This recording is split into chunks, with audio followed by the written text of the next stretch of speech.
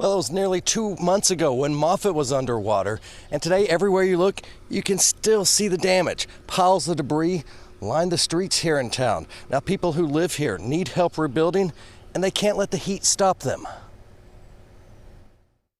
I sweat, and that takes care of it.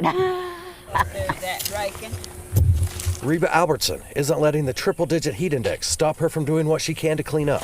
Well, you feel this good breeze, you know, and I'm used to it. I've always been outside to work. I was raised in the fields, so I know picking cotton and hoeing corn, all that stuff. Out of Reba's 80 years of life lessons, she spent 52 of them in Moffett. This is my house. It has been for all these years.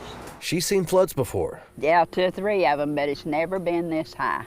In May, nearly 6 feet of water flooded Albertson's home, destroying nearly everything inside it. Her house is just one of 61 homes in town that were flooded. If it's still standing, then they're trying to rebuild it, and every single one of them needs something done to it, and most of them majorly. Kurt Hinsey and volunteers with Calvary Relief are helping residents rebuild, but it takes time, and the heat isn't helping.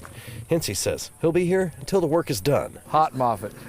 A lot of fluids, just work at your own pace, take breaks. So we've committed to help 3 people rebuild their homes, and if it's just a couple of us, it'll take us a couple of years, and if we get more people, it'll take us less, so whatever it takes.